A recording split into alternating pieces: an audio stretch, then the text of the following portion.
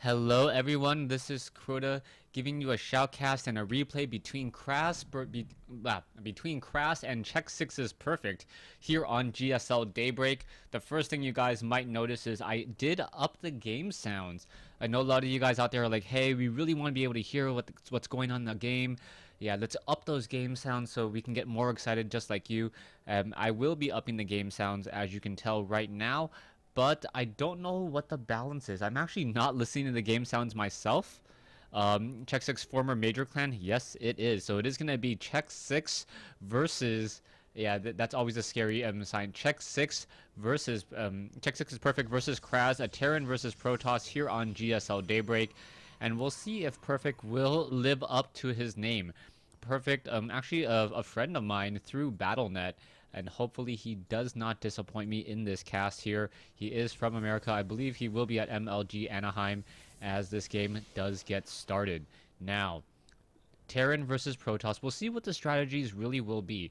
A lot of the times, Terran players in general really want to end the game early.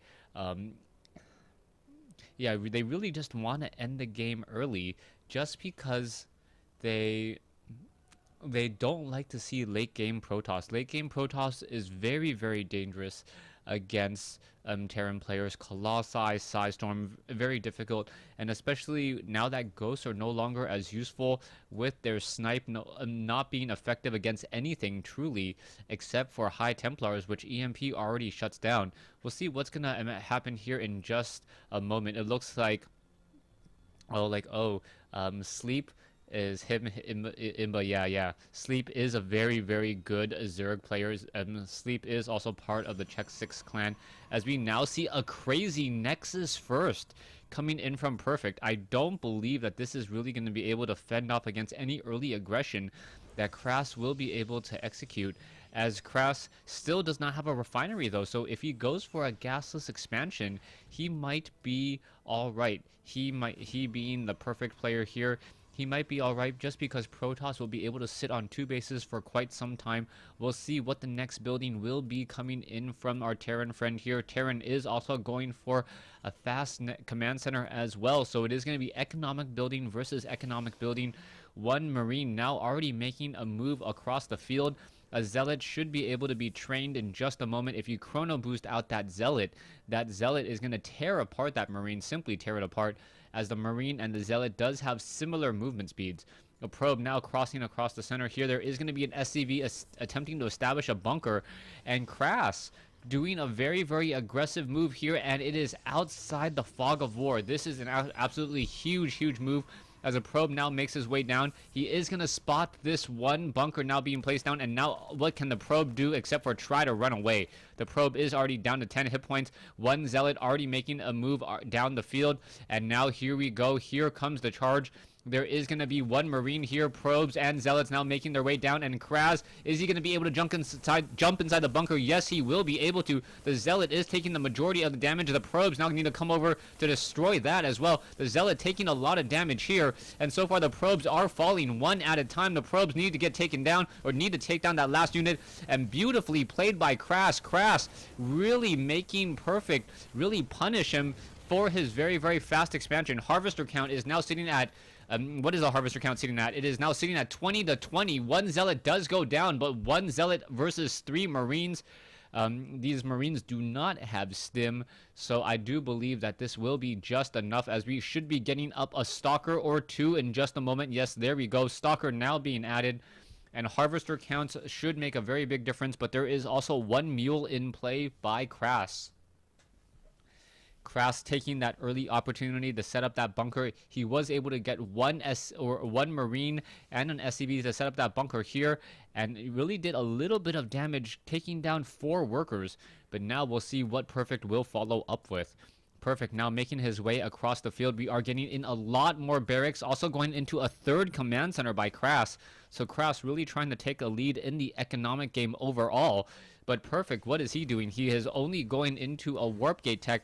Hasn't shown any additional production buildings or tech buildings as of yet, so I'm not exactly sure what he wants to do in this engagement. There is going to be one bunker here on the front door. The Marines will be able to shut down all of those SCVs in just a matter of seconds. There it goes. The bunker is now about, what, 5 or 6 seconds away from being completed. The Marines are getting taken down, and then the Perfect really playing with those Stalkers very, very well, able to pull back with that Stalker after taking down 2 very low hit point Marines. And as those Marines fall, Krass will be forced to replenish them. Only 4 Marines left inside that bunker and 2 outside, as opposed to 6. We are going into an additional gateway right now, but this still does not show really what Perfect is trying to do. Perfect has a large economy, and here we go, getting 2 more gateways, hiding them behind his mineral line.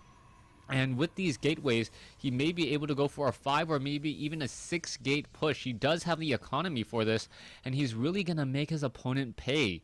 Krass now just sending in some SCVs over here at the refinery. We may have a very, very large push coming in just a moment. It looks like it will be a 5 gateway push here.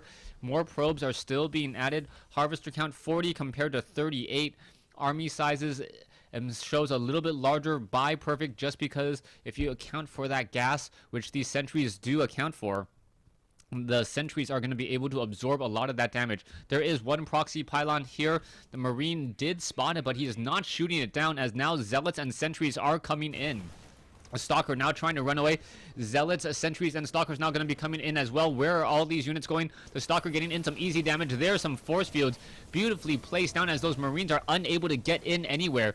More and more Marines are going to get taken down here. The sentries with that range of 6 able to get some damage in. More units are going to be coming in and warping in on the other side of that pylon here. More Stalkers coming in, and these units are going to walk straight into their death.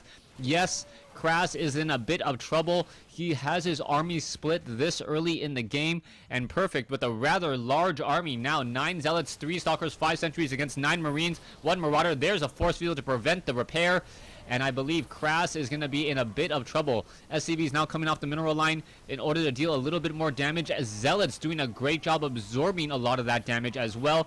Mule's not going to be able to do anything at all. The Marines are still battling it up, but Krass is now down to 36 supply, and there's the GG. Perfect taking game 1 in this series. Beautifully played here on GSL Daybreak. Perfect taking game 1. Thanks for watching. Thanks for listening. Hope you guys enjoyed game 1 in this series.